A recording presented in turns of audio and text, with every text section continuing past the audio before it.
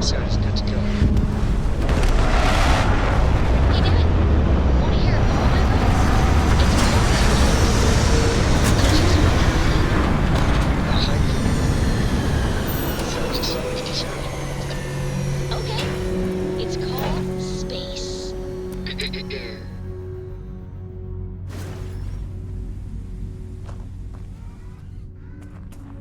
Please disregard. I attempted an informal.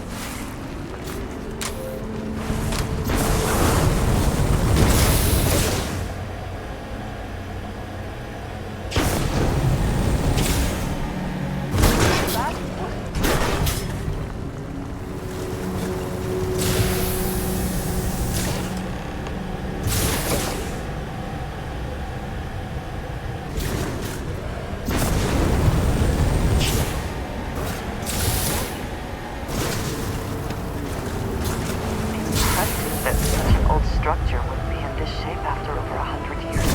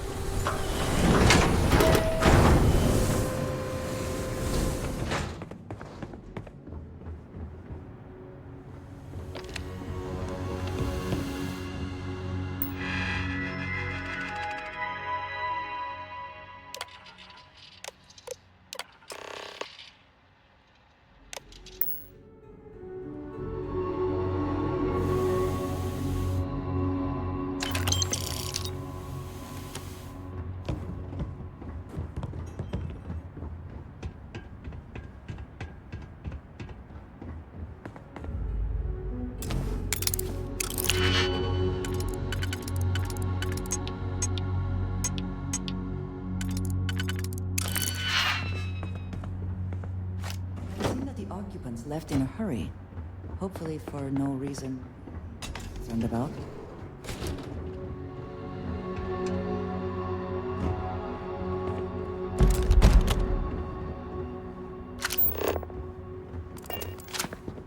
Nova Galactic Project Log, Principal Engineer Lang Shu. Voltaire is being reconfigured for this new initiative. The math we're being asked to crunch is ambitious, even for a supercomputer. We might as well be asking it to count every grain of sand in every desert on Earth. Who came up with these original equations? Our partner isn't being very open about it. Every question I have goes through some discretionary channel. I'm surprised we even know we're working on a ship.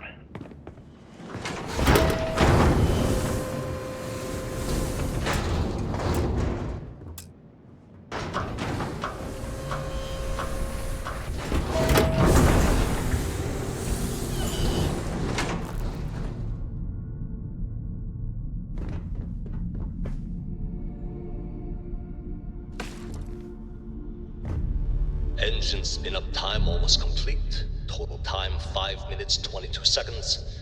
Right on schedule. How are the helium-3 valves holding, Nova? We double-checked the leakage concerns this morning before the launch. All signs green. Any changes to the calculation sequence from Voltaire? No changes since we uploaded the last figures yesterday. It's a clean shot from here to Jupiter.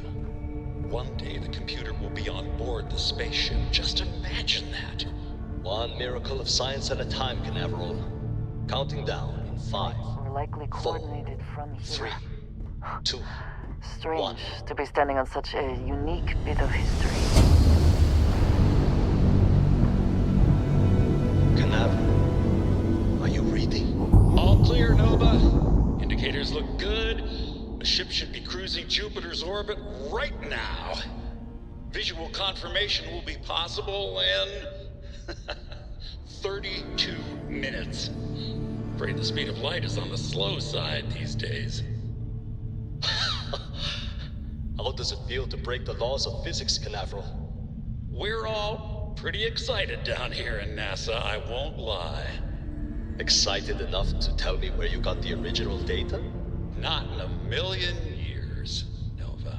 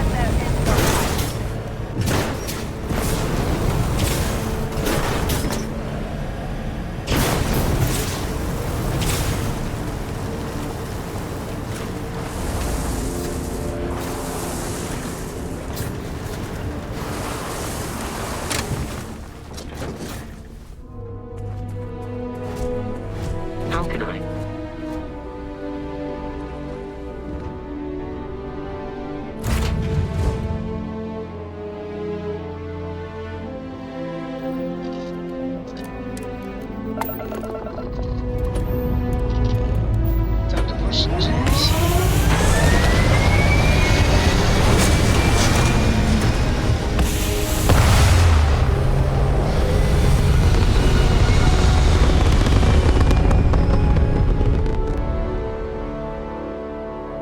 Orbital insertion achieved. We're spacebound again.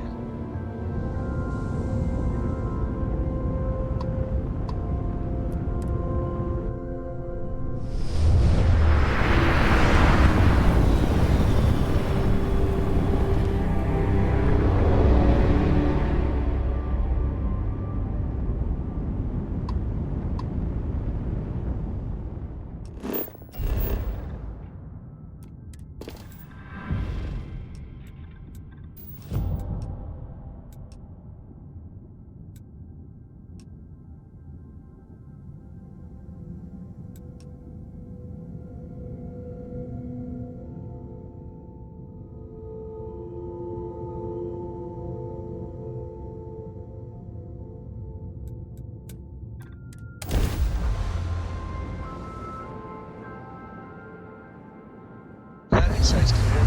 All green here.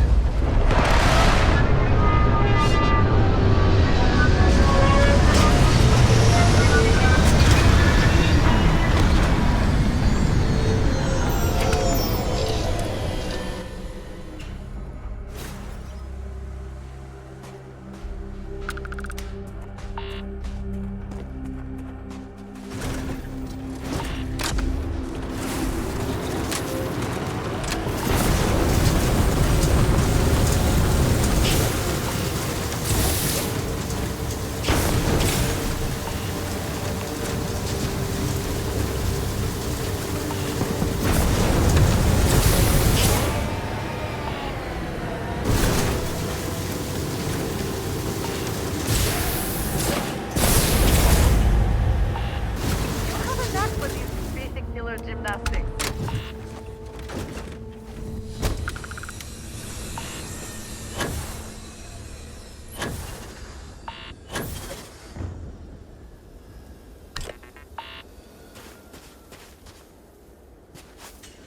We'll think that things like this were once absolutely essential to ensuring our survival. And now here they are, buried and forgotten.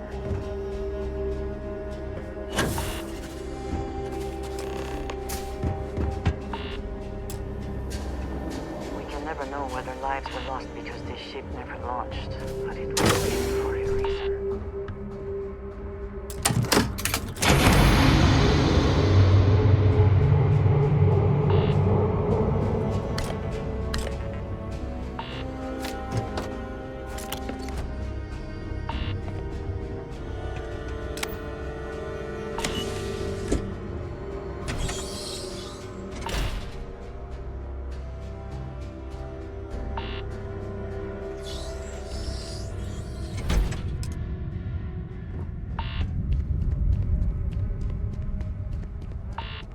This room probably never could have been.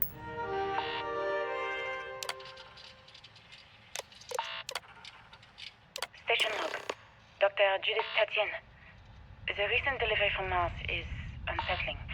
I was expecting rock samples or maybe fossils of microbial life.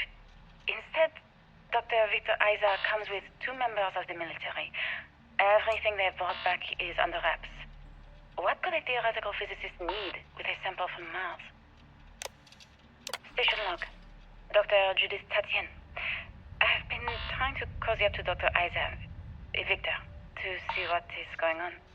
His team has completely commandeered one of the labs with those 2 military handlers, checking who comes in and out. I joked that maybe he found a little gray man and was doing an autopsy, and he grew very pale. 2 days later, he sends me a request asking for more information on my background in material science, metallurgical engineering. We have a meeting tomorrow. I think I'm being invited into the lab. Station log. Dr. Judith Tatien. I have never been so nervous since I defended my dissertation. 4 hours talking to Victor and his team about theoretical metals, atomic bonding, even a half-hour divergence into magnetism that I'm pretty sure was to throw me off the trail of what we were actually talking about. Then I got to see the lab. I don't know how much I should say, but the periodic table just got thrown out the window.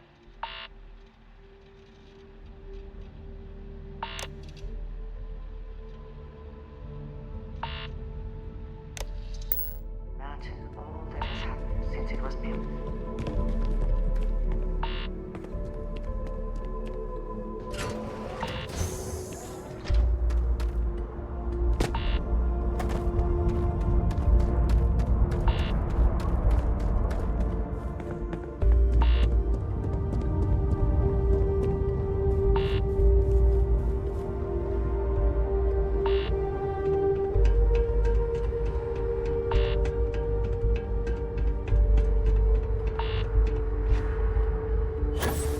All stay how they're meant to be.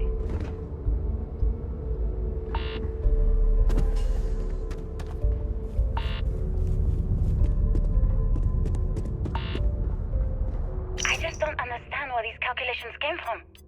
There's something wrong with the math? I think it's quite straightforward. That's not what I'm asking. We've had no success extracting even a sample of material from the object. No explanation for the gravitational effects. No motion graph to explain its harmonic frequencies. I can't even establish a melting point. Judith, But you've had me building these prototype colliders for months. And now you want me to pump helium-3 into it based on this equation you've written on a goddamn napkin? I just need you to trust me. I have been trusting you. We keep slamming our heads against a brick wall, getting nothing. And you keep coming up with something new to try. Like, you know what's going to happen. Where are you getting your information, Victor? I'm sorry, Judith.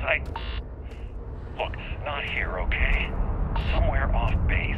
I'll tell you everything. But I'm not lying, okay? We're going to discover something important here. I promise.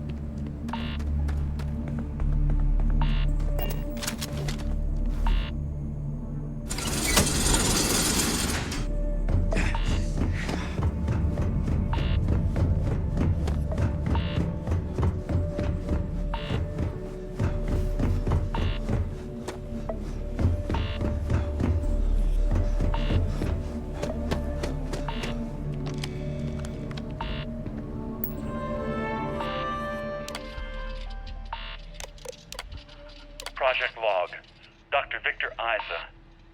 We turned on the prototype today. The gravitational field around it began to fold as we long suspected.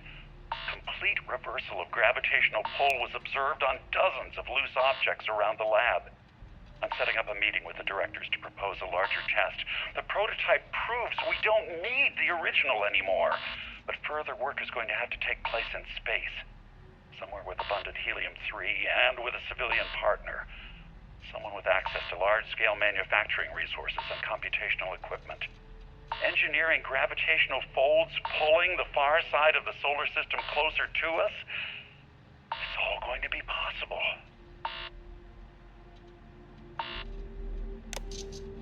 Project log, Dr. Judith Tatien. I watched the gravjite tests from the moon today. It was the first time we were able to talk to the team at Nova Galactic directly. So many things were under wraps before, but now everyone wants all the publicity they can get. I'm already seeing proposals for manufacturing androids of drives, expeditions to Alpha Centauri and beyond. It's also overwhelming and worrying. It could take years, decades, before we know what all the side effects of operating a grav drive can be. But no one wants to hear that right now. Like a bunch of pioneers racing towards the edges of the frontier without knowing about the grizzly bears in the mountains.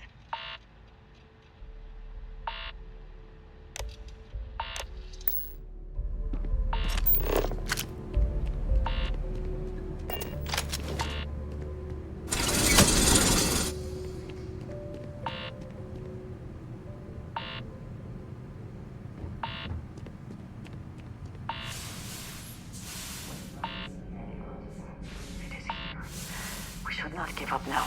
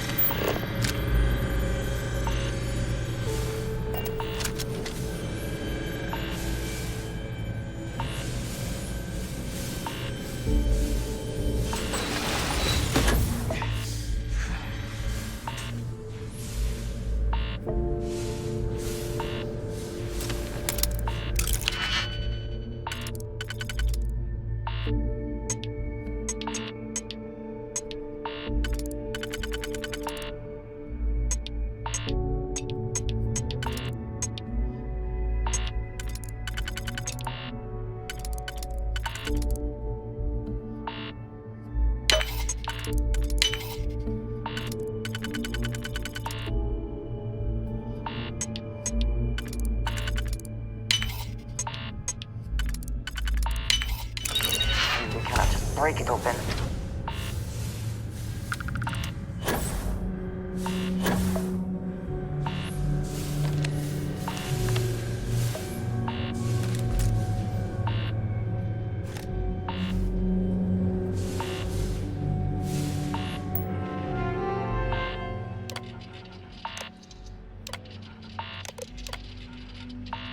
I never actually got to visit your labs back when we were working on the grav drive projects. Seems like ancient history now. Only thing we're doing these days is launching weather satellites. Guess this is as good a retirement as any. Now, Project Demeter, you want our help manufacturing scanners to better track these new meteorological patterns we're seeing. Our guess is that the poles might be naturally shifting, causing some gravitational fluctuations that are throwing off our old models. Why do you need the scanning tolerances to be so small? What are you trying to find? I just want to be sure. It's not like we're doing much these days anyway. The glory days are over. Why not give ourselves a challenge before they write us off in the history books?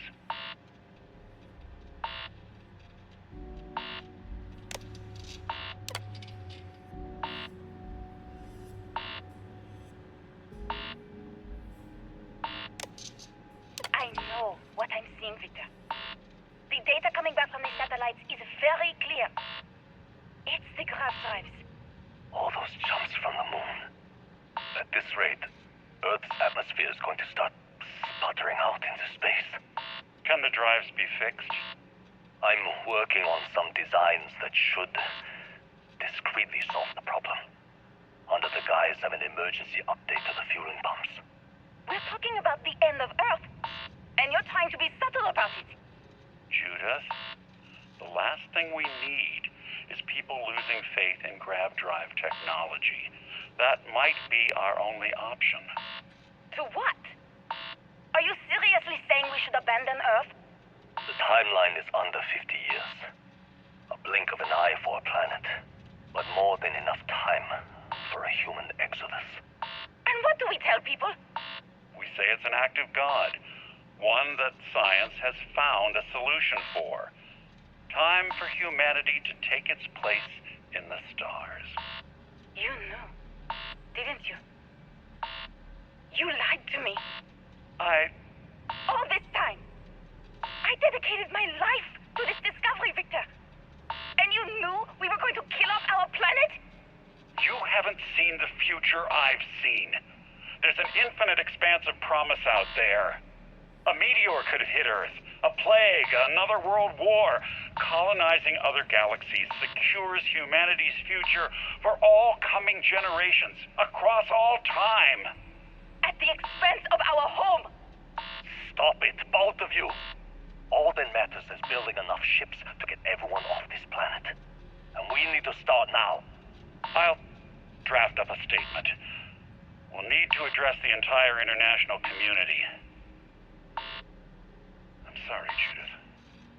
There isn't a planet in this universe that will be far enough away from you, Victor. We are never speaking again after this is over.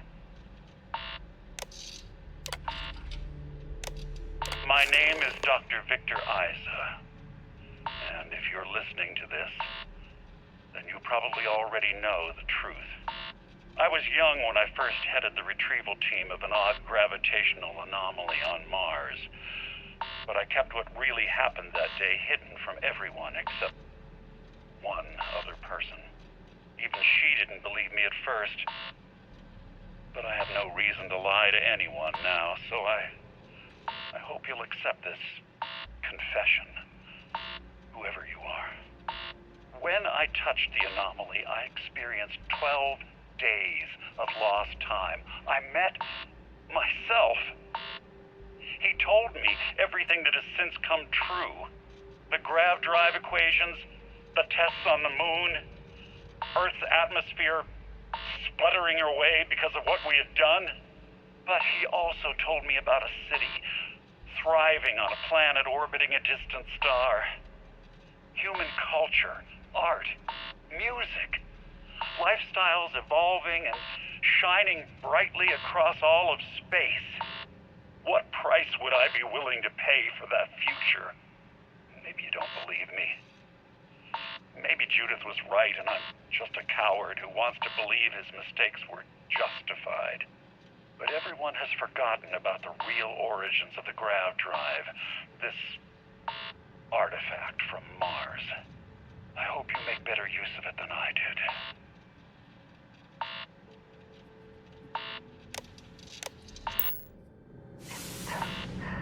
It is all connected. The artifacts, grav drives, our very existence here in the settled systems. How did we not see it before now?